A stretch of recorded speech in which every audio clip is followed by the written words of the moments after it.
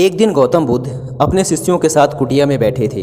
सभी शिष्य आज जानना चाहते थे कि मोक्ष कैसे प्राप्त किया जा सकता है।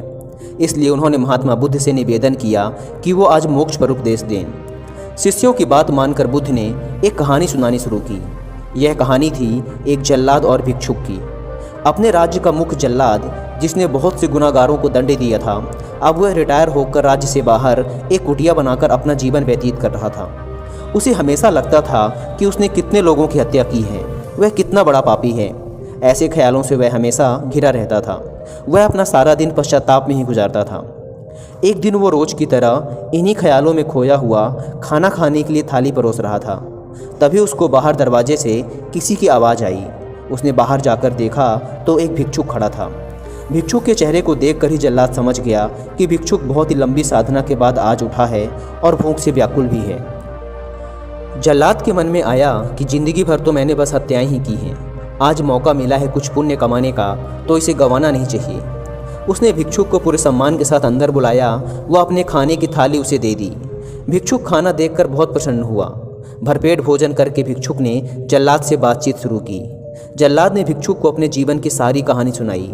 उसने बताया कि वह कैसे काम करता था, उसने कितने लोगों को फांसी दी और वह सोचता है कि वह कितना बड़ा अपराधी है। जल्लाद की वेदना सुनकर भिक्षुक बहुत ही शांत स्वर में बोले, क्या तुमने वो जीव हत्याएं अपनी मर्जी से की थी? जल्लाद ने कहा, नहीं, मैं तो बस मेरे राजा की आज्ञा का पालन कर रहा था। मेरा कोई इरादा नहीं था उन्हें मृत्युदंड या सजा देने का। तब भिक्षुक ने कहा, फिर तुम अपराधी कैसे हुए? तुम तो अपने राजा के आदेशों का पालन कर रहे थे। तब जाकर जल्लाद को एहसास हुआ कि वह किसी गलत काम के लिए जिम्मेदार नहीं था। उसका कोई दोष नहीं है, वह तो बस अपना दायित्व पूरा कर रहा था। इस प्रकार जल्लाद का मन शांत हो गया। फिर भिक्षुक ने जल्लाद को उपदेश दिया और उससे विदा ले ली। इस घटना के बाद से जल्लाद का मन शांत रहने लगा। उसने भिक्षुक द्वारा दिए गए उपदेशों व शिक्षाओं का पूरे नियम पूर्वक पालन भी किया, जिससे उसे ज्ञान की प्राप्ति हुई और उसकी मौत के बाद उसे मोक्ष प्राप्त हुआ। इतना कहकर बुद्ध ने अपनी कहानी को विराम दिया। सभी शिष्य बहुत ही आश्चर्य के साथ बुद्ध की ओर देख रहे थे। किसी को समझ नहीं आ रहा था कि जिसने इतनी सारी हत्याएं की हों उसे मोक्ष कैसे प्राप्त हो सकता है। तब एक शिष्य ने यह दुविधा बुद्ध के सामने रखी। तब महात्मा बुद्ध ने शिष्यों को समझाया कि भिक्षुक के उपदेश से जल्लाद को ज्ञान प्राप्त हो गया था। जल्लाद के जीवन में पहली बार किसी ने उसे ज्ञान का उपदेश दिया था, जिसे उसने पूरे शांत चित्त और मन के साथ सुना था और समझा भी था। इसलिए मृत्यु के बाद उसे मोक्ष प्राप्त हुआ।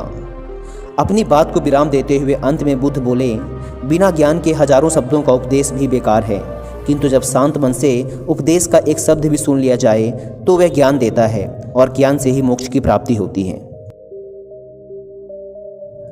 दोस्तों, इस कहानी ने हमें सिखाया कि अपने कर्तव्यों का पालन बिना किसी दुर्भाव के पूरी ईमानदारी के साथ करना चाहिए।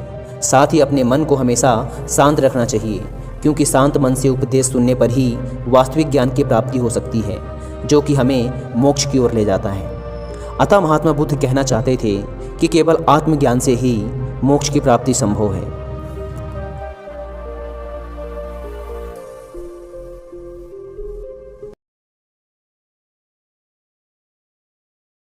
Thanks for watching. Please subscribe.